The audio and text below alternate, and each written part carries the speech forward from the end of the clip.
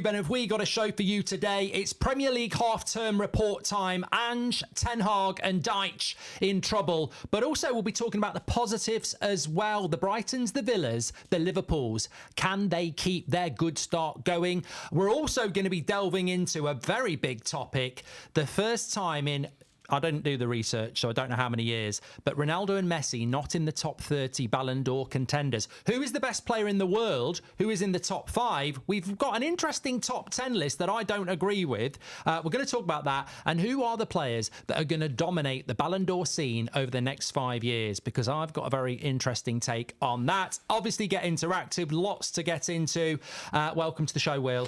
Yes, thanks for having me, Mark. We've got a big announcement. Do you want me to announce it now at the top of the show or wait for them at the end of the show? Because it's big, it's large, and they can get involved. I forgot. And contractually, it probably should be me that announces it, but you can do it. Yes, we'd like to say a massive thank you to all of you for what will be coming up to 100 episodes. Who'd have thought it? Not me. The first one was awkward, but we've recovered from that. We've gone on a big smooth sail, and we're here for 100. So on the 23rd of September at Tocker Social in Birmingham, limited tickets available. We're doing a live show to celebrate 100 episodes. It's a party.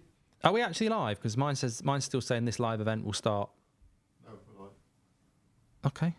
It's not live on YouTube. Oh, it is live for me on YouTube. There we go. That's lovely. That's good. That's so Confucius. Yes. So that's live. We'll be live on the 23rd of September. £10 a ticket. There's only a limit. It's a good venue, but we've kept it small, intimate. We'll be doing a live podcast, Q&A. You can meet this man here. He'll sign your book. And my it'll be only lovely. live show of the year so far. Yeah. And it's in Birmingham. 2 weeks tonight. Tickets are going to go fast. We've only got about 200 and it's only a tenner. We're keeping the prices down for the fans. £10 ticket. It's a great social. It's a football social event. Get involved. Right, let's get involved with the show. We can come back to that. Premier League half-term report time. We're going to start off talking about this. Obviously, last week we were talking about Ten Hag. We want to get your input on this. Who do you think the clubs are that are doing... we'll start off in trouble first because that always does well for views. Who are the clubs that are in trouble at the moment? Yes, we've only had 3 games, but for me, I've got 3 contenders, and I don't actually think it's Ipswich, Southampton, or the other team that got promoted, which is Leicester, because I expected them to do badly. But I think Manchester United, yes. Everton, yes. And actually, I nearly went Spurs or Chelsea, but when I look at Spurs' next 4 fixtures, Arsenal at home, Brentford at home, Man United away, Brighton away, if they get 6 points from their next 4, they'll have done well. But that isn't good enough for Ange, who's only just took 4 from 9. So I think Spurs, weirdly, started well, but I think they're in trouble. Man United, we know about pressure. And obviously Everton, horrific start to the season. Is there anyone else you think in that before we delve into it? I mean, you did mention Chelsea there. I think Chelsea's been the good, the bad, the ugly, hasn't it? I think we all... Like, the Man City performance was bad, but there was positives. The Wolves game was great. And then some of the other things have just been downright ugly. And then everything coming out with the board there, I think going forward for Todd... I think What's all that about? He's got a power struggle. It's literally like sort of Vince McMahon versus Shane McMahon 2001, who's I now own WCW, and he's like, what are you doing there? Having a power struggle on the board. So if there was discontent down at the bottom, there's discontent at the top. It's everywhere. It's like we've always said, Chelsea need a front man, not just up on the pitch, off the pitch. They need a leader. They need a goal scorer. There's too many cooks spoiling the broth, or too many... No, it's 12 not o'clock. Today. No, it's 12 o'clock on an international break. That's the last thing we want to be doing. Yeah, it's it is very interesting in that sense. But Ange is not in trouble, says Big Ads. I'd love Ange at United, said Manchester United. What are United going to do without McTominay's goals? Shut it, the Bladinator. Look, let's delve straight into this. I think when we're talking about Manchester United and we're talking about Spurs, I really do think that Ange is a good place to start. It's our half-term report, so we'll try and go through as many teams as we can, because I know a lot of people say you're always focusing on the top 6. Well, Manchester United, Spurs and Everton. It's a bottom half show. Yes, a bottom half show. But no, look, let's talk about Spurs. Obviously on Friday we'll be live again previewing a massive weekend return, North London derby. I think Spurs, just quickly, you've always been a massive fan of Ange, and I actually like Ange, and I've said before, I think that Man City result really didn't do them any favours back at the end of last season, and I think Ange lost a bit of his mojo there. But start to the season, they played really well, but they've only took 4 points from 9 from games that Leicester, Everton, Newcastle, 4 points from 9 isn't good enough. They've now got 4 difficult games where I'd expect them to beat Brentford, but Man United away, Brighton away, and Arsenal at home, they're not, and none of them are necessarily wins. I just think by the time the next international break comes round, Spurs could be marooned in mid-table, and therefore they are a team to watch over the next few weeks that could be in trouble, despite playing what I think is good football in the 2 games I've watched. Well, and that Newcastle performance is probably the epitome of it all, isn't it? Like, I think I've just got it up here. They had 20 shots, 2 massive chances. If you watch the game or even watch the highlights, it was like the Battle of the Alamo, wasn't it? For ages, they were absolutely relentless against Newcastle, and then got hit with a sucker punch. And ultimately, that is down to Big Ange's philosophy. So there just seems to be this growing discourse within Spurs fans that is permeating out that is Big Ange the right man for Spurs? Because if you take in the end of last season with the form and you take in what we've started with this year, it's a bit like, is there a plan B? Is there a plan C? Is he just a bit too rigid with this absolute philosophy, which when it's working, it's absolutely delightful to see, isn't it? That's how we want to see football played. But I just worry about him. Will I have a car to wash in a couple of weeks? Yeah, look, we're going through a Premier League report. We're not going to spend 20 minutes talking about Spurs, but I think Solanke back scoring goals, they are creating chances. They can turn it around very, very quickly. But just keep an eye on Spurs, because it's not as simple as Spurs are going to win the next 4 games. Brentford have done very well. In fact, Brentford probably deserve a shout-out. They've taken I had them in my relegation zone, didn't I? 6 from 9, and they played well at Anfield. But then that's what I think is so important about this. We've had 3 games. Like a lot of people, you probably, some people will have Ipswich down there. Well, then you look at the fixtures and it's like Man City and Liverpool in the first 3. But you know what, Will? As I always say, a scratch on your arm is just a scratch until you don't look after it. You let the dirt in, it gets infected, you lose your whole arm. Wow. And so they're going to lose arms and limbs at Ipswich going forward? What I'm saying is that this half-term report may well be an early look at the winners this is a wake-up and call. losers, but this is the time to wake up. Yeah. By the time the next international break comes, that scratch has become infected. Good. And then by the 3rd international break, you've got gangrene. You're fucked. What's the one that smelt really nice as a child? Not gangrene. No, not the alcohol rub. It was very nice. TCP. Yeah, but that'd be like, that's what they need, don't they? A bit of TCP, because that's like, yeah, they need to wake up. Yeah. It's going to be a little bit of pain in the short term. Down a pint of TCP. But by the next international break, they could be healed. I think that's the thing with Spurs. Let's go to my club, Manchester United. United. We spoke about them last week. Look, nothing's much changed in a week. He's still in a job. I think we predicted that. Southampton at the weekend, followed by Palace away, Spurs at home, and Villa away. It's a tougher 4 games than Spurs because, there's 3 away games in there. And I think, look, they've got to beat Southampton at the weekend. There has been a few prats. Cundy from TalkSport saying that if he loses or draws at the weekend, he'll get the sack. I genuinely don't think that. You're giving Cundy what he wants there. I know, but you could have said it. He's a prat. You could have said it. You say it. Yeah, but I wouldn't say that. If he loses to Southampton or draws, he gets the sack. I wouldn't say that. I think he'd be under huge pressure. I don't think he'd get the sack. But Spurs have been playing good football, and there's a sense of trouble if they don't do well over the next 4. Man United. There's not a lot of love in the bank in the media. There's a lot of pressure in year 3. It's year 2 for Ange. And also Spurs have played good football, whereas United haven't. Massive set of games. And it's hard. It's hard to predict what's going to happen with United. I remain Ten Hag in, and there's people like Agate and other players. We've had a good international break. Most of our players have played and played well. Monday, touch that wood. Not wood. My wood. So far. But yeah, what are your thoughts on United over the next 4 games? I was on the United stand last night. If anyone didn't watch it, why? But I said from those 4 games, 12 points, he's got to take 7 to be okay. Yeah. If he's 6, that's 2 losses. He won't be okay. And also, it's just like I feel like he's weathered the storm of this week, like through international break, and he can come back on a bit more of a positive footing. Being the 12:30 kickoff on Saturday, not only are you Manchester United, but you're a deer in the headlights there, aren't you? You are on the prime stage. You're the first game back. So if you do get that wrong, the pressure just ultimately goes back on you. The one thing I don't want to go over old ground, so I'll put down here. I think he just needs to have his best 11 by the end of that 4 as well, because. You know what we said about the start of the season with De Ligt not coming in, Xerxes scoring but then not coming in, Garnacho being on and off the bench. I get injuries, but like there needs to be a full 11 in his head that's going forward, especially because Europa League, I think you can rotate in that one, like just have a very strong Premier League campaign, because it feels 3rd and 4th is up for grabs. Peter Nielsen's just made a good point. Mark, 6 points isn't necessarily 2 losses. It could be 3 draws and a win, which is still 6 points, Peter. If anyone's got any other combinations, by the way, I think Peter's nailed it. But you'd be right. 3 draws and a win would be less pressure than 2 losses and 2 wins. But what about if they're draw against Southampton, draw against Palace? Drawing against Then Southampton. you probably beat Spurs. That's like failing to score. No, it's 12 o'clock. I keep forgetting. I had a few drinks last night, so I'm in a naughty mood. Naughty mood. Don't say naughty. That's a bit creepy. Mate. It's not if you've got, like, kids. Yeah, okay. If Seb does something wrong, I don't go...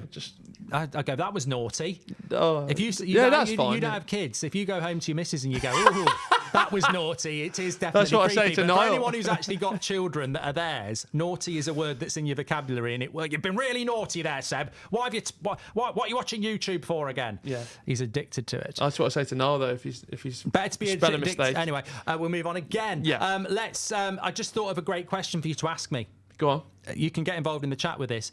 Will, you're going to ask this question. Who's going to finish higher, Man United or Spurs? Mark, quick one for you. Who's going to finish higher this season, Manchester United or Spurs? Well, it's a good question. Thank you. And I would go Manchester United. Wow. Yeah, I mean, I'm going to go Manchester United because I just thought of that answer and that's why I've said it. I think at the moment I'd be in the minority. I think a lot of people would say Spurs, but I just think Manchester United, like the great song by Dareem, things can only get better. Spurs have started off well, but already shown their vulnerabilities when playing well. We haven't seen Man United play well yet, and there's only a point between them. So I'm going to stick with United. Do you know what I think? I think the answer to that question is both of them won't have the managers that they've got now, and I worry for who Spurs would appoint next. You think both will be gone by the end of the season? I just feel there's something. Ooh. I feel like the growing. He's actually said something edgy. There's growing noise within Spurs camp. That just with last season, start of this season, if like we said, the next run of games, if they get that wrong, and I do think Ruud van Nistelrooy will be the Manchester United manager by the end of the season. So I think he'll have that super duper bounce effect that we maybe saw with Ollie. He's got a bit more pedigree. So yeah. I might have to agree with you, but for different reasons. I feel that in a way, is there not a statement that if Ange wants to maintain his reputation, he'd be better off getting out of Spurs before it goes wrong? Well, it felt like that. You know, you kept bringing it up with obviously the end of last season when they needed to beat City, and then and he came out, and that felt like you're either going one way or the other here, and it's not really galvanised the fan base, and it's not really. I mean, I really like Big Ange, and I hope he gets it right, but football is so fickle, and the way it's going, and also it exposes himself a little bit just because the way he plays. So. Yeah, it's going to be interesting. It's like being in a safari park and someone's let the lions out and there's a car and you're in the driving seat and you've only got 4 spots. Wow. And there's 8 good managers. Yeah. 4 of them are getting eaten. Yeah. 4 of them better run fast. 5 of them are getting eaten. Yeah. I'm not going over the 4-car limit. You can get another one in. No. There's space in the boot. No. I will not. Space in the boot. I will not get a ticket for breaking the law. I think that's my only concern with Ange. Good coach, good manager, but Emery, Brighton manager, Arteta, Slot, Ten Hag, Maresca. You know, there's so many. How can you? You know, Dyche. you can't. Dyche. Let's talk about Dyche. Yeah. Tell me Everton's next few fixtures. That's a great question and one I could bring up straight away. Horrific start to the season for Everton. I saw a stat the other day that the goalkeeper in the Premier League who has faced the most shots is Flecken of Brentford. He's had 21 shots. Must be hammered. And he's made 81% saves from those shots. Uh-huh. Pickford's save rate is 47%. Blimey. So it just shows you it's not about how many shots you take. It's about how many you save. Exactly. So Pickford's had a bad start. I think Onana's down at 50% and Sarr of Wolves. Even I put Pickford in my FPL, and you know that means he's normally quite good. Their big players are performing badly. It's just not got right going for Everton. Tell us their next 4 games. We've got Aston Villa away. Then we travel to Leicester City away. Then we've got Palace at home. Then Newcastle at home. And then we go into that horrible international break where they come back and face Ipswich Town in what could be not just a 6-pointer, a 9-pointer. And is that, you know what? people say you focus on the top a lot. That's view specific. Let's be clear here. But we will bring them in after 10 minutes, the lesser interesting topics. And Everton are a club in turmoil. Not just because Sean Dyche is there, but also because their ownership is a mess. I saw pictures of their new stadium the other day. Felt very... See someone put that Tesco Superstore logo on the top of it, and it did look... It just feels... I love Goodison Park. So when you see a stadium like that, it may as well... It had the potential. It felt like when you saw the images at the start, it was like, this is going to be a real... And then it just looks like a generic bowl. Bundesliga. Yeah, but like even the ones in Bundesliga have got like good bit of character. Have you seen it at the top as well? It's so steep. Huddersfield Town. Remember when they built theirs? That's nice, that. They've got the arch, haven't they? And a lovely backdrop into We're losing viewers talking about Huddersfield. Side. Right, let's go. So back to Everton. You know what about Everton's fixtures is? This is perfect for the half-time report. They are scary times. They are in trouble because looking at those fixtures that you've just said, Villa would have to go out on the piss and to lose that game at Villa Park. What else they got? They got Palace at home. Yeah, Palace at home. They've got to get something out of that, but Palace are no mugs. They've got Leicester away, which you've got to get something out, but away from home. You've got Newcastle at home. And then Newcastle again. I don't know where Everton's... If they get 3 points from the next 12, it's still crap, isn't it? They're a bit like United and Spurs. They've got to get at least a couple of wins. Yeah, probably but also, 7 points. Yeah, and also it's not just like 3 defeats, is it? It's like 3 defeats where they have conceded so many goals. And like one thing you'd say about Sean Dyche, defensive stability, they've got it, and he hasn't. So you'd be looking for a Dyche-esque appointment in, wouldn't you, to sign steady up the shores at the back. And starting with Ashley Young, so much faith in that guy. And I think Seamus Coleman came off, didn't he, in the England game? So God knows where they're going to turn to next. Manchester United will finish between 6th and 10th to Scott, and Manchester United win on Saturday, Mark. Josh says, the guy who loves Goodison Park says the man who sits in his basement. Mate, I know I'm wealthy, but I haven't got a basement. You're talking about me because I live in London with a 1-bed flat. Have you got a basement? The flat's in the basement. I'd love a basement. Yeah, I haven't got a basement. And I've never done a stream from a bedroom. Breaking news. Really? I've never done a stream from a bedroom. Oh, nice. I don't need to. Not even in lockdown? No. I've always had a room to do it. It. You've got 8 bedrooms, so it's always good. 8, my arse. That'll be in the Daily Mail. Steady. Take away 2. Mark Goldbridge's 8-bedroom flat in... That'll be the next report. I think that video would bang. And I put a new carpet in my room now, so I'm actually getting prouder of actually showing behind the scenes. Lovely. Anyway, back to Everton. I think Dyche gets sacked first. Really? Yeah. With all the turmoil up above, I don't know what the contract he's on as well, so it feels like they'd have to pay him out for that. Then it's like, honestly, who do you get in? Because we say at the top of the league, there's not a plethora of managers to come in.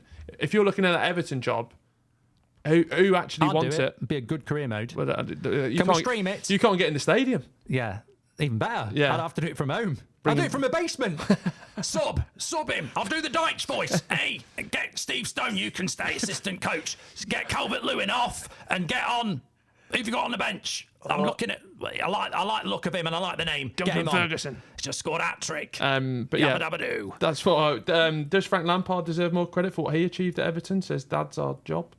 I don't know. The pub looks fantastic, says Stanley. The thing just on Everton before we move on is that Dyche should get the sack because the start's terrible and I can't see where they're going to get results in the next 4. So if they've lost 6 of their first 7 games, then you've got to get the sack. But he will still keep them up because the newly promoted teams will struggle. But as an Everton fan, you can't live like that. You can't live like, let's keep him because he'll keep us up in May.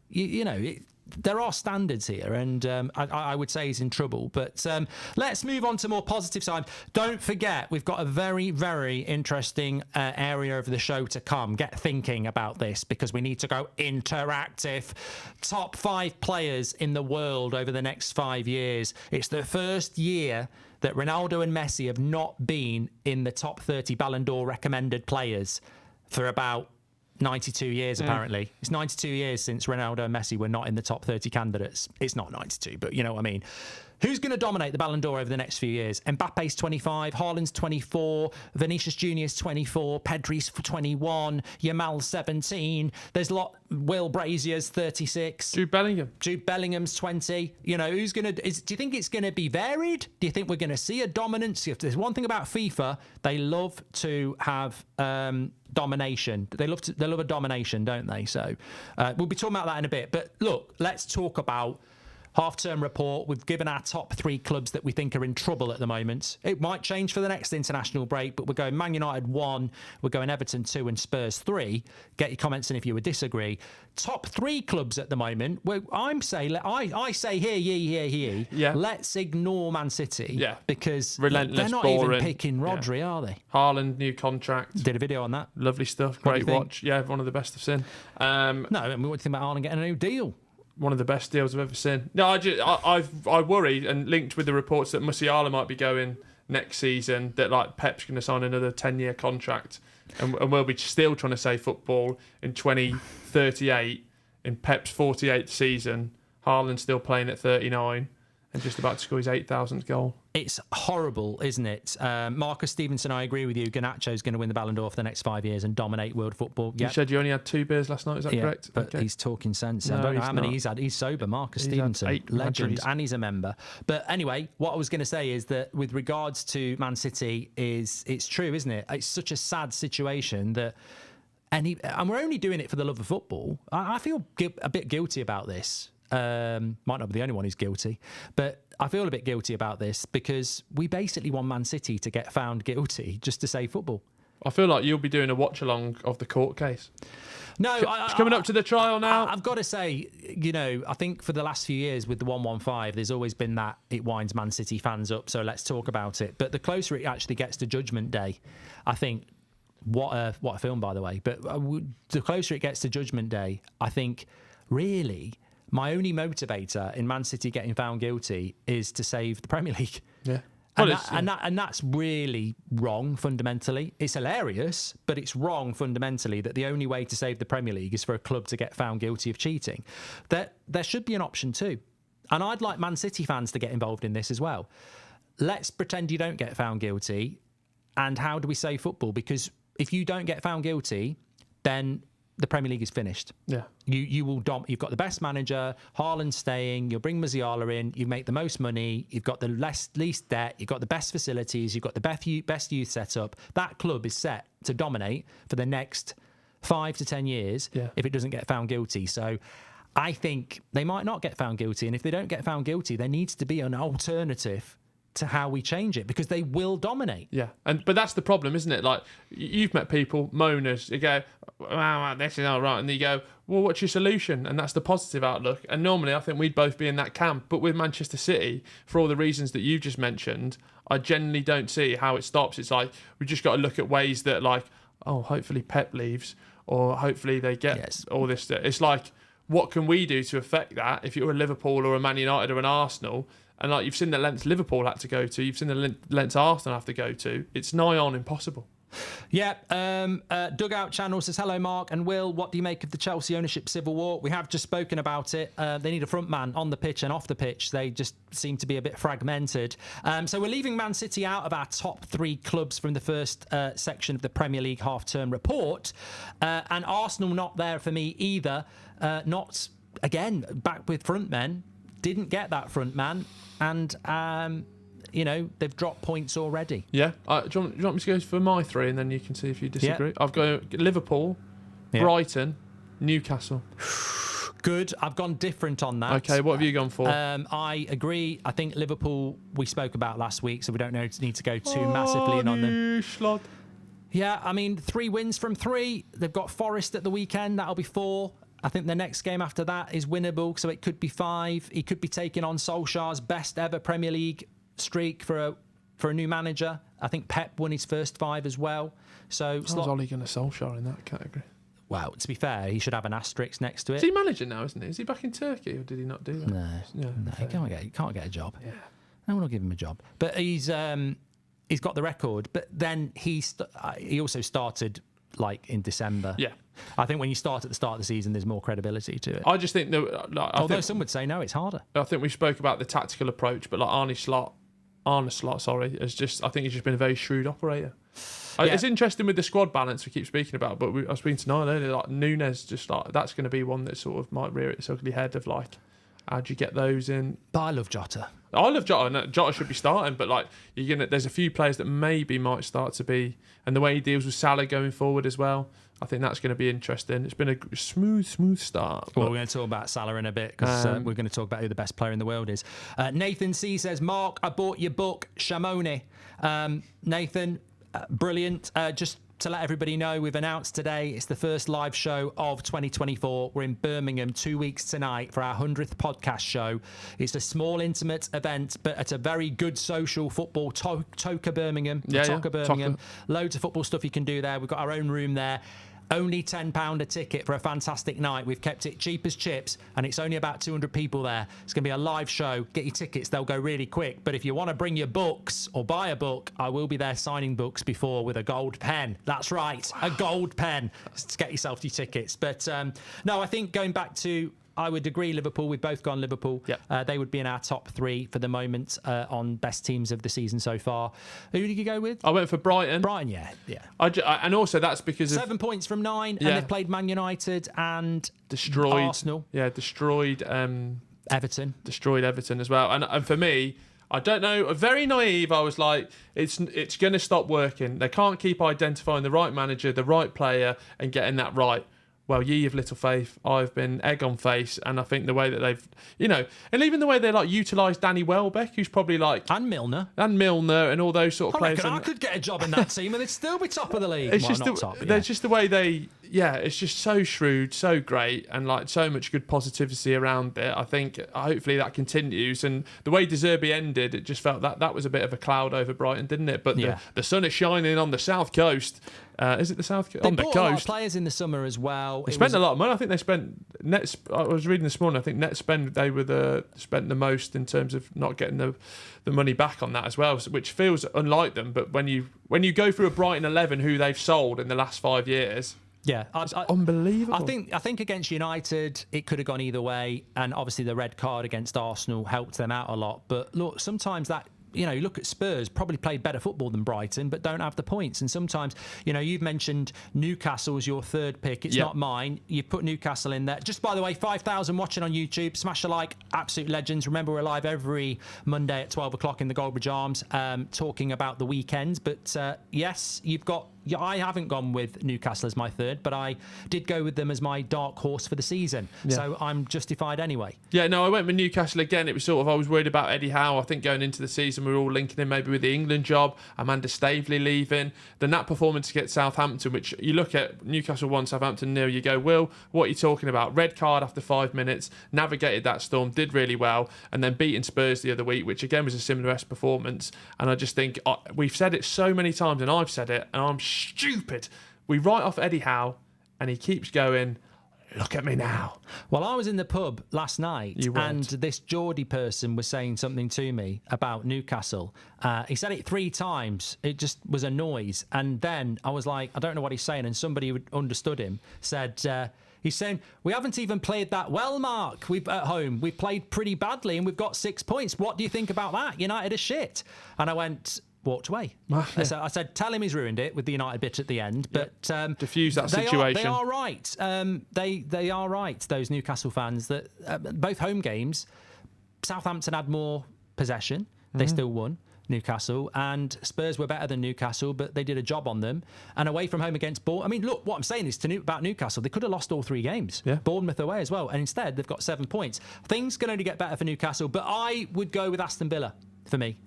As mine. Right. But you're never going to go with Villa because you're bloody blue nose. Are we going into a Morgan Rogers 2-minute thing? Because I'll pour myself a pint. No, I wasn't going to mention Morgan Rogers. Good lad. Aston Villa for me are my third team. I think there are other candidates there. Who's your second? No, I went with Liverpool. Oh, sorry, I thought you meant supporting. Liverpool, Brighton, and Villa are my 3 top of the class for the first 3 weeks of the season. And the reason I would go with Villa is I thought they were fantastic. I think they were the team of the week in the first week against West Ham. Second week against Arsenal, I think they showed us how you can play really well and get beat. And then week 3, they went to Leicester, which, having lost to Arsenal, they could have been a bit down in the dumps. Leicester, newly promoted, it's a bit of a local rivalry, and they got the job done there. So 6 from 9. and they could have had more. And I think that and the way they navigated the window as well, didn't they? Because that was like we've gone into the PSR stuff, and the way having to sell Douglas Luiz is a joke. I will admit that. Interesting though, it's been Duran rather than Ollie Watkins that's been firing. He looks absolutely prolific when he's been coming on. Well, what's the story with Watkins, Villa fans? Because wasn't there for England. I think he might have picked up a bit of an injury. He doesn't look completely sharp, does he? Probably just need. But then he wasn't like playing loads of minutes in the summer, was he? I don't know. I've always said Ollie Watkins is a streaky player. Like it was a very hot streak for the whole of last season. And I think I even said in the preview episode, going into this, he needs to replicate what he did last season. With 3 games in, of course he can do that. But when you've got the added pressure of your replacement coming on and scoring winners, that puts the pressure on even more. So I'm going to be interested to see what happens. George Kyle says, are United in the worst 3 in the class? Yes, we've already done that, George. We've got Man United, Everton and Spurs as the 3 worst in the class so far. If you disagree, get in the comments. I think Villa... what are Villa's next 4 games, actually? Well, they've got... I forget who they've got at the weekend. I know they've got... I got you. They've got Everton. They've got Everton at home. Then they start their Champions League campaign. Then they've got young boys. Then they've got Wolves at home in a Midlands derby. Then they got Ipswich Town away. Then they got Bayern Munich at home. And then they've got Manchester. You play them after Bayern Munich. Interesting. So I could see Villa getting 9 points and then getting beat by United. After a Bayern Munich game. I'll have some of that. It's a deal, Villa fans. Beat everybody before us, then get tied after Bayern Munich and get beat by us. It feels like Aston Villa Bayern Munich could be a bit like Newcastle PSG last year. And I think Newcastle dropped points after that game. I might be wrong. I can actually see Villa beating Everton and the other lot and United and taking 12 from 12. Really? Starting off with the young boys one's different, but then the Bayern Munich one. Villa Park. Have you seen the prices at Villa Park? I know you did a video on it. Wow. Yeah, it's sort of blown over a bit now. No, I'll keep bringing it up. You have a moan about it then? No, it's a disgrace. Will's moan? No, it's a disgrace. Moan about it then. No, Go on. You're scared of Villa fans, aren't I'm not scared of Villa scared. fans. Oh, I can't wait till Monday. I'm going to go mad about them tickets. I've already done a video on it, so I've said my piece. Come on, Will. The floor is yours. Have a go at Villa. I want my mates who are Villa fans to be able to go to games. And the fact emotional. The fact that some of them can't is an absolute disgrace. I think it's disgusting, but I think the reason behind it, unfortunately, is why we've had a crap transfer window. I think Aston Villa and Newcastle, Aston Villa and Newcastle have got the money, but they can't spend it. So they've got to get the revenue up. So you double. The fans pay for it. It's wrong. Yeah, but it's maybe a bad example, but at Blues they're doing it by doing it on the hospitality section. So you're paying 20 quid for a burger? So, no. In terms of you pay, if you're going hospitality, you're paying more for that. Don't make it up on the match-going fans that have been there through thick and thin. That reminds me. Actually, I was laughing. Adrian Durham. Yeah. He was going absolutely mad on Twitter because of price of water. Really? He was at the airport and he was going, they've got you by the balls. You can't take your water through security. Yeah. You get thirsty before you get on the plane. All you can do is drink it out the tap, which you'd never do, or buy a bottle, £4.40. And then he's got the picture. He's right, £4.40 for a bottle of water. And they don't pay well at TalkSport, so that's like £8. Oh, Adrian Durham. I was thinking of bloody Adrian Charles. Yeah, what happened to him? Yeah, I love those sections. Who's fell off, and whatever happened to him? Yeah. On the show today, we've got Adrian Charles could be local actually. Carl Jenkinson. Blues legend. Yeah, played for Dislocated Arsenal. his shoulder. Never saw him Get again. in the chat with players. Whatever happened to him? Another feature. Another one. Robbie Brady playing for Ireland at the weekend. He's at Burnley, isn't he? No, but I thought he was about 90. New feature as well. Who's your favourite Adrian? Get those in the chat. Not a name that you hear of from anymore. Rocky. Yeah, I love her. Not watch Rocky. Rest in peace. Yeah. She's dead. Not watched. Not in real life. Although her career is dead. Yeah, get that one on the list. Adrian Better from than Rocky. Tron? No, my favourite Adrian is Adrian Mole. No, I would go Adrian. When he was Pete One Show, Adrian Charles. He did that good drinking documentary as well, actually. Adrian Charles You'd be good is to watch exactly the sort of role model I would expect you to have. Role model? Like Liam Gallagher, me, Adrian Giles, you. Oasis, you're like, if you've not listened to any of the songs in the last, if you can't name the first 4 songs off the 7th album, you don't deserve a ticket. Absolute horseshit. Hindu Times, listen to that. What a tune. Adrian Charles is coming on the podcast next week. Where were we? We are now moving into a new segue, which I've been really excited about in the show. Although, who's your favourite we Gary? didn't speak about Arsenal. Who's your favourite Gary? Yeah, Arsenal. Yeah, lovely stuff. But one thing overriding for me, Mark, just to get us back on topic, Arsenal. Still, there's something I can't put my finger on. Still need a bit of bite, but one thing we can put our finger on, they need a striker. They do need a striker, and we were talking about this, and this is probably going to be a little bit controversial. No, but don't say so. Look, the Haaland wouldn't start for Liverpool thing, really, some people just don't get it. We're talking tactics. Maybe Slot would do it, but I don't think he would. But put this in your pipe and smoke it. If I had the choice between Erling Haaland and Alexander Isak, and I was Arsenal manager, he's putting his hood up, I would go Isak. And I really would. Oh, God. I know I would, because Isak gives me more in the link-up, in the individuality, and he gives me goals. I don't think Arsenal need the best striker in the world, which is Erling Haaland. I think Arsenal need a striker who will score you 20 Premier League goals, which Isak will, but will also give you everything else that Arteta wants. You know, that individuality to take people on, the link-up play. I would go Isak over Haaland. I'd love to know what Arsenal fans think. In fact, let's not be diverse. Let's be diverse. What do you think about that in general? You all watch football. If you were Arsenal, do you think Erling Haaland solves the problem, or would you want Isak who'll give you goals and creativity? Because there is no doubt that Erling Haaland is the best striker in the world. But again, it doesn't always come... I just think people are very simplistic in their football. Like, it's too simplistic to go, let's get the best striker in the world. Another example would be, you know, do Manchester United need Virgil van Dijk? No. They don't. Man United don't need Virgil van Dijk. No. Man United need four Virgil van Dijks, no, gift wrapped, and say thank you very much. This is why I like having you on the podcast, because you speak for the unwashed. What? Yeah, I've not had a wash. Yeah, I do stink. No, but what I'm saying is, Man United don't need Virgil van Dijk. We've got Martinez, Van De Ligt, Maguire, and Yoro. What we need is another bloody midfielder. You need Van Dijk, though. So if Van Dijk's up on the market, you don't... If Van Dijk says, hello, Mark, I want to come and join Man United for free, I'd say, come on, join in the train. Be nice to him. Be nice to him. But what I'm saying is, how much would it cost for me to get Van Dijk? 50 million? Yeah. I'll spend that 50 million on something else. That's what I'm saying. Oh, God, no. And that's Man United's problem over the last couple of years. They've been spending... Mason Mount was 50 million. Would you rather have Mason Mount or Virgil van Dijk? You're not listening. I am listening. This is the whole point. You're not listening. I'm not saying that Virgil van Dijk is the best centre-back in the Premier League, because for me he is. Him and Saliba. But if you said to me, do you want Virgil van Dijk? No, that money can be spent better elsewhere. Thanks, Virgil. You are the best centre-back in the Premier League, but I need to spend that money elsewhere. Yeah, but he's of a and quality... that's what I'm saying. Erling Haaland is the best striker in the world. But if I had a choice between Haaland and Isak, in the system that Arsenal play, I would go with Isak, because he offers me something that Haaland doesn't. No. It's not a bad take. It's an opinion. It's an awful take, because you keep putting Erling Haaland in this one box that he can only do one role, where he's proven... Oh! He was absolutely shit for Norway at the weekend. Yeah. Absolutely shit. Read the Norwegian press. I do. On a daily basis, I read the Norwegian press. They're normally a very forgiving nation. They were going bloody mad. They said Odegaard wasn't great, but at least he was doing something. Haaland, who does he think he is? Well, there's no way I'm reading that, Mark, anyway. But Erling Haaland can play multiple different roles. No, he can't. Yes, he can. No. And he proved that at Dortmund. And he can do that. He is an elite striker, not just because he scores the goals. You only have to look at the way he rounded... I don't think people listen. I am listening. And I'm reading the chat. You can't put Isak over Haaland. Like... No, I'm not saying that.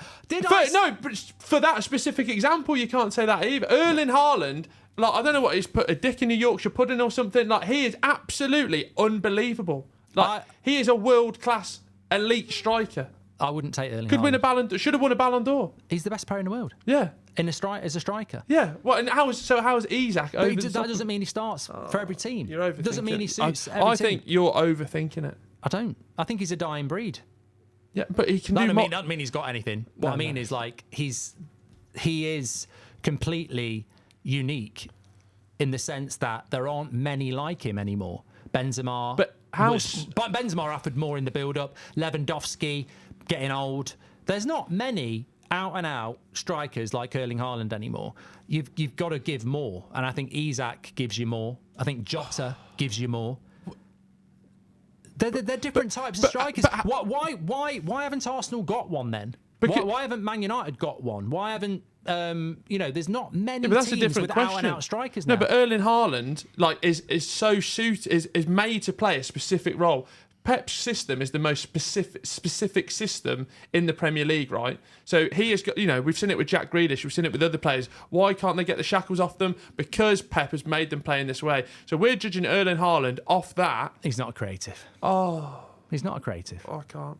He's not a creative. Oh, yeah. That's why you can shut him down. But I'm saying, if he was in an Arsenal system and he was told to play a different way, he's shown with Pep's way he can do that way, so he could do an Arsenal way. He's like a piece of clay. He's malleable. I think what we've got here is intelligence and IQ. And some people cannot understand when I say I would go with Isaac over Haaland at Arsenal, because I've watched Arsenal and I think he would fit the system better.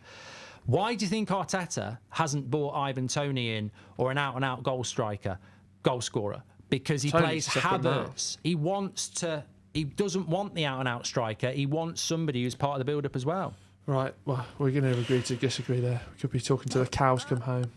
I'm just telling you what I would do. I think we should move on. Arteta might walk in here and go, I'm with Will. I love Pep. I like to copy everything Pep does. I say gracias, mon ami. Right, let's talk about the best player in the world, because actually this list comes in from 9. Get ready for this. Do you agree with this? So we're basically going to talk about the best players in the world and who's going to be the best player in the world over the next 5 years, because we've had a domination over the last decade of Ronaldo and Messi, rightly or wrongly. I think there were 1 or 2 Ballon d'Ors that were handed out on reputation. Certainly Messi's last time. Haaland should have won that. I think there was one with Ronaldo where somebody else should have won it. I forget who it was actually. Ribéry definitely should have won one, but they're not even in the top 30 anymore. So we've got a new Ballon d'Or up for grabs, and pretty much for the rest of your life. So who are going to be the players that dominate the Ballon d'Or over the next few years? There's plenty of candidates we're going to talk about. But this was 90minutes.com did the 10 best players in the world at the moment. And I wanted to know let's do their top 5, who they had as their top 5 players in the world. Jude Bellingham is number 5. Number 5? Yep. Kylian Mbappe was number 4. What? Rodri was number 3. Vinicius Jr. was number 2, and Erling Haaland was number 1. Wow, and he wouldn't play for Arsenal. Very interesting. That's not what I'm saying. Yeah, but I don't agree that he's the best player in the world. No, Jude Bellingham for me. Easily. Yeah. No, for me, Jude Bellingham going forward has got the not just for now, then, and forever. Like, he is absolutely, and the way football's going as well, like, rightly or wrongly, it is into that athletic mould, but he's got the touch, the style, the poise. He's got everything that you need. He's a future leader. He's a future captain. Could be a politician. You'd have Jude Bellingham as the best player in the world at the moment? Probably, yeah. That is, I think he should win. That is Player FC. Clip it. I think he should win the Ballon d'Or this year for certain. No, I don't mind that, but I don't think he's the best player in the world. Who would you have who would you have as your top 3 players in the world? Bellingham 1. Bellingham 1, Vinicius Jr. 2, and Mbappe 3. Interesting. I actually still think Mbappe is the best player in the world. Yeah. So I'd go 1 with him. I'd go Vinicius Jr. 2, and I probably would put Erling Haaland 3. He's at close 4. Yeah. But look, so their top 5 was Haaland 1, number 2 was Vinicius Jr., number 3 was Rodri. Rodri's a good shout. Mbappe 4, Bellingham 5, De Bruyne 6, Harry Kane 7, Mo Salah 8, Foden 9, Rudiger 10. Well, there was a large exhale from Harry Kane ahead of Mo Salah. I mean, he had a really good season last year. He just got sort of shrouded in not winning the trophies, wasn't it? He's and not terrible been Mo Euros. Salah when he's got the shits.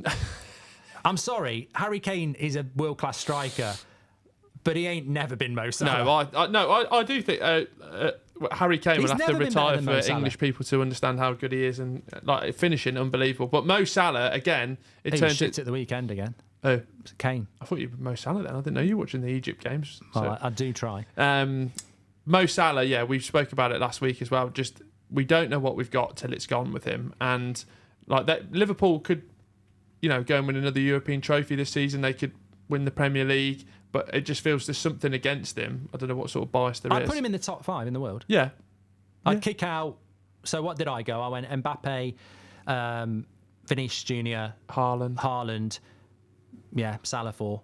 and then let it fight it out between Rodri and Bellingham for me. Who would be your top three? Get your top threes in the chat now. We'll read the best ones out. But for me, Bellingham, like I said a couple of years ago in a video that I've taken off my channel because it was absolutely cringe, that Jude Bellingham would win the Ballon d'Or this year. And I think who's the favourite to win it? VJ? Yeah, Vinicius Junior. Yeah, I think he's not a bad. Look, I think whoever wins it this year, I wouldn't. I mean, not that I'd have any complaints anyway. But I wonder if this year sets a precedent going forward, though. Like if it is a Jude Bellingham, it is an Mbappe. If it's just going to be between, and also the scary thing is, three of the players that we speak about, Real Madrid. Like that Champions League could be sewn up for the next 10 years, let alone the Ballon d'Or. Well, that's the positive of City, isn't it? They might be dominating the Premier League. There's an antidote to them in Europe. They might be able to take. They're probably the only team that can take on Real Madrid. Yeah. In relation to that, I'd still probably rather Real Madrid win it. Oh yeah, 100%. Like especially with I'm a bit of a. I don't know if you know Mark, but I really like Jude Bellingham. But I have mentioned it. And also with Carlo Ancelotti, it just feels like he also is the perfect antidote for we saw that perfect performance at the Etihad, didn't we? Like he just was like, this is how City play. I'm going to play against them and try and stop them, and it worked, and they got through. So. We've had this Ronaldo and Messi domination over the last 10 years. Do we think that, and get involved in the comments, of course, do we think that over the next 5 years, we will see Vinicius Junior winning 3 of them, or Haaland winning 3 of them, or Bellingham winning 4 of them? Or do you think it's going to be more varied now? Because I was looking at this, and just while you're thinking through that, Will, they ain't going anywhere, this lot. Haaland's 24, Vinicius Junior's 24, Mbappe's 25, Jude Bellingham's 20. I mean, De Bruyne, Salah, Kane, they're all getting on a bit. Foden, 24, he's an outlier. Then you've got the next batch. You've got Pedri, 21, Endrick, 18, Zaire Emery, 18. You've got Gallere, you've got Yamal. Even that player that Man City have brought, some people rate him quite highly, that Savio or Savinho. I think he's only 20. I'd like it not to be like the Premier League and it be a sort of 10-horse race going into each year, because also that would be sort of a real celebration of football then, wouldn't it? Like, I think we speak about the disappointment of the way football's going and the way it's sort of tiki-taka pass move, but probably, ironically, it helps out in the Ballon d'Or, because when it was so individualistic, Ronaldo and Messi, they were quite clearly the best players, so there was no doubt. But now, with the system that everyone has to play in, it probably does create more competition for this one. I fear, like Moz just said in the chat, I fear that actually we could still see a domination of the Ballon d'Or over the next 5 years, and I think the two candidates are going to be Erling Haaland and Kylian Mbappe. Because if you think about Bellingham or Vinicius Junior or Pedri or Yamal, where they play on the pitch, they're not necessarily going to score 30, 40 goals. Whereas Mbappe at Real Madrid and Haaland at Man City, they're pretty much guaranteed 30 to 40 goals a season. And in that debate of who's better, they can always go, hey, look at how many goals I've scored. Yeah. And so I think we could move into a new era of Haaland and Mbappe dominating the Ballon d'Or over the next 5 years. I hope not, because I think it's more interesting when you have a varied conversation in any walk of life. But I think that the fact that they're goal scorers in teams where it's impossible not to score a load of goals, I can see it being the Mbappe and Haaland show. And I actually think society's quite lazy. You know, we see it all the time, don't we? Oh, Oasis are back. Or, oh, Disney have got the Star Wars franchise. People love repackaging stuff. And I think, oh, Mbappe and Haaland are the new Messi and Ronaldo. I mean, anyone with a brain knows they're not. But FIFA might be like, yeah, they are. Remember how popular that was for a decade? Yeah. And they've just turned into Deitch. Well, and that's why, like, having Rodri, like, we know he's a quality player, but just because of the way it works, like, it's like when Cannavaro won it, that was like a rare light in that situation, wasn't it? You're not going to be a centre-back, a CDM and win it. And same probably with De Bruyne. Like, Bellingham helped himself with the start he had in La Liga, didn't he? He was scoring like 10 goals in 10 games, getting all those assists. So it's interesting to see if he plays further forward in this system, but I'll tell you where I'd like to see Erling Haaland. I'll tell you where he would start. Where?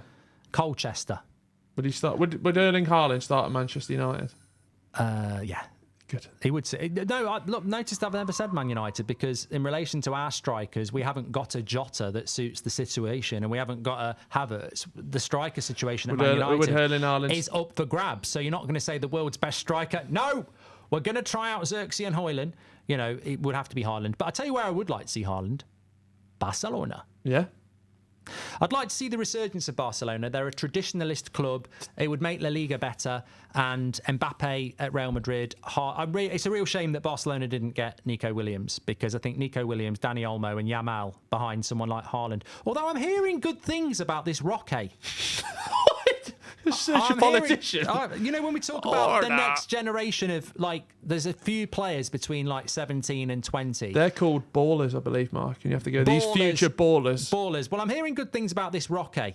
Nice. I don't know what good things, but also let's give a shout out to an English talent in Dortmund, Gittins. Yeah. 2 goals off the bench last week. And there's a lot of them, and I think it's like an indie band. Like when they release one good single, and you're like, these are going to be the next Oasis. When people at that level, you've got to be, he's had 2 good games there, but let's see what he can do over a season. So let's nurture the talent. And that's why I think, all the hype around Bellingham. But how many wonder kids have we seen that have not made the grade at the highest level? Shall I read some of the super chats, because they are piling in quickly? Good. Love this stuff. Mikhail says Carvajal is so slept on, goals and assists at both Euros and the Champions League. Premium says will fit system better to remain second, third. Don't know what that means. That Roque's gone on loan to Betis for 2 years, so I've jinxed him instantly. Yeah, I can't. Also, Barcelona for me. I'll come on to that. They've got Lewandowski, haven't they? Well, no, but also it's an absolute. See what I did there. It's an absolute sham. Robert McCormack. Teams would play to Haaland's strengths if he had him. Always love Robert McCormack. Blackhawk says, wish Gary Shaw a speedy recovery up the Villa. Matthew Sambrook says, I'm reserving judgment on the United this season. Ten Hag first season, lost 2 first games, then won it away at Southampton and pushed on. Prem is harder now, so top 4 is a very good season in my opinion. Ange's in right for Spurs, says Nico. And I think that was us up to date. Toby says, does Mark even know Florian Wirtz? Of course I bloody do. We're very good mates, but no. I mean, look, there are an amazing amount of players that by the 2026 World Cup, and maybe that's a future show, who are going to be the top 10 players in the world for that major World Cup. And I wanted to talk about this World Cup in the simple sense that it has been an international break. Thank us later, and certainly smash a like on the video that we didn't do an international break show. But Ronaldo, I want to start with Cristiano Ronaldo. 2 goals in 2 games for Portugal, 900 career goals. He wants 1,000. Yeah. He's definitely going to be playing in that World Cup for Portugal. I was trying to figure out, he's got to play the season after the World Cup as well. He's not going to get 50 goals for the next 2 seasons. So he will be going to the World Cup. He will still be playing for another 2 or 3 years because he's definitely going to get 1,000 goals. Does it get to, I love Ronaldo, so we've got to be very careful here, Will. Does it get to a point where this is the Ronaldo show and it's damaging to Portugal? I actually think Harry Kane is damaging to Manchester United. He's only 32. Harry Kane's damaging to Manchester United? England. Right. Yeah, I don't think that you get the bet. I saw it again with Ireland. I know there was no other option because Watkins wasn't fit, and maybe Lee Carsley's brave enough to do it. He made some brave decisions, which I quite liked at the weekend. But I feel that Harry Kane is too slow for the way that England are going to play. You need someone who's going to play on the last man. Watkins, even Tony or Solanke, and I think Kane. England will be better off without Kane in the World Cup because you need that when you've got the likes of Foden and Bellingham and Saka and Gordon. But from a Portuguese point of view, even I, as a Ronaldo fan, was like, I think you'd be better with Jota. See you later. Yeah. I think they'd be a better team, but then he is the world's greatest player, arguably. He's certainly Portugal's greatest ever player. Yeah. You're not going to not pick him when he's available. It's almost... It's football at its best. It's romance. It's fantasy, isn't it? Well, he knows the power he holds with that Portugal national team, so it's only going to come from him, isn't it? Like, he's got to accept a role in his head that, like, I am not at the level I was. You could win a World Cup with Portugal without him starting, and he could, like, imagine him coming off the bench as an impact sub. Do you think Akunda says, look, if we're being completely harsh, Ronaldo makes Portugal worse. I could never say those words, even though I did in the summer. I just love Ronaldo too much, but actually, if we're talking football, I think they'd be a better team if they played Jota in the false 9. But Ronaldo's bigger than Portugal. That's the bottom line. But also, yeah, and I agree with that as well. But like, yeah, he needs to accept that. And this is the time now, isn't it? You've got 2 years until the next major trophy. This is the time to build your 11. Like, we only have to look at the Euros. Spain was a complete team, wasn't it? It wasn't a team of individuals. It was a complete unit from top to bottom. And that's what everyone needs to be. That's the blueprint going forward. And yeah, maybe England's the same with Kane. Portugal's definitely the same with Ronaldo's definitely the same with Portugal. So team, there's no I in team, Mark. But I tell you what, I hope Messi's going to do it with Argentina and Ronaldo's going to do it with Portugal, because if those two are going to the World Cup, does it not just become a bit like when you go and see Backstreet Boys and there's only like 2 members of them? It's like, right. Well, that's the I danger. paid for the full ticket. How good are they going to be in 2 years' time? It's like, oh, great to see them, but like, you know, it's like watching an old wrestler down in, you know, might be, oh, Mankind 60, he can't walk, but he's down at the Islington Leisure Centre. It's like, oh, I will watch it, but it's a bit. But it's interesting because I think in 2 years' time, obviously you're still going to have Vinicius Junior, Kylian Mbappe, Erling Haaland, Jude Bellingham, Rodri will still be playing, but there is a new batch that in 2 years is a long time in football. I mean, it is a long time for Messi and Ronaldo to even maintain their level now. I mean, they're nowhere near what they were 5 years ago. So in 2 years' time, it's a long time. And there's probably players I don't know the names of in South America who are 17, 18, who people who watch that football know, oh, they're going to be brilliant in 2 years' time. Yamal in 2 years' time is going to be even better. I still think there are players at other clubs in the Premier League that, you know, Wharton at Crystal Palace in 2 years' time could be way better than he is now. Garnacho at Man United. But that's what I mean, the hype around it. Like, we have to be so careful, don't we? Like, the potential is unlimited, but then there also was a limit to that as well, isn't there? Of like where these people can get to, because there's only a limited amount of spots at the top of the game. Joshua Middleton, very generous super chat. Thank you very much for that. Messi will not play in the next World Cup. He'll probably retire after Finalissima. And I actually think Messi's probably somebody that might not go to the World Cup. Yeah, I think he's a different mentality. Ronaldo is selfish. You get in on him for that. What? But some people will agree with you. But I'm a Ronaldo fan. Ronaldo, the most selfish footballer of all time. Has a YouTube channel. Ronaldo is PR brand. Ronaldo is one of the greatest players ever played the game. What I was about to say is Ronaldo is in tune with his brand and his reputation. I don't know if he is. No, he is. In some regards, he is. He's too in tune with it. And what I mean with Ronaldo is he will be criticised in some parties, probably you, because he's very brand orientated, but he's also very football orientated. Like, there was a picture of him the other day with his top off again. And it was like, what do you need to do to have a body like this at 40? And I nearly replied and said, don't eat junk food and drink beer with your mates, because his body is a temple. You can't not respect this guy. But the whole focus of Ronaldo now is not about the team he plays for in Saudi Arabia. It is about Portugal to a certain extent. This is about 1,000 goals. He openly admitted it. For me, he's openly got to hit 1,000 goals. He's already done the clip, hasn't he? My 1,000 goals will be recorded. Yeah, he's not going to even if he ends up playing for Forest Green Rovers in League 3 at 49, he'll still do it. Yeah. He's going to score 1,000 goals, and he's going to try and score them at the highest level he can. But even if he has to do it for Seattle Sounders, he is going to score 1,000 professional goals, and he's going to try and do it. His dream will be 1,000th goal for Portugal in some sort of competitive game. I think it's just very sad. It's like, you know, when Pele was like, I scored this amount of goals, and they go, well, let's dig a little bit deeper, Pele, and where you actually scored them. And but no one's ever going to break this record. No, but I just think it's like, right, we know you are the... Like, Haaland, good. You don't need to score. What's 1,000? It's just, there's a class of people that enough is never enough. Like, it'll get to 1,000 and be like, well, we all knew what you had done, and right, you scored a few more goals in the Saudi Pro League. Fantastic. But Ronaldo is arrogant. Yeah, well, yeah. And I'm saying it in a good way. Yeah, he's all about his legacy. He's even as a young kid at United, any United fan will tell you he was arrogant. I think at 17, 18, 19, he was arrogant. That's why I've always preferred Messi, ability-wise, and of course, like when you compare the two, he will, you know, say enough's enough and not play anymore. But I like Ronaldo. I know you like Ronaldo. And do you think you're happier than Ronaldo? Me? Yeah. Yeah. I can't say why I think I'm happier than Ronaldo. I think Ronaldo is just one of them people. Enough will never be like. It would get to 1,000, it'd be like, it'd be good if I could have had 1,050. Yeah, but you know what? It's that legacy. Ronaldo's legacy beyond retirement and death will be 1,000 goals. But And his legacy secured. Like no one's going to go.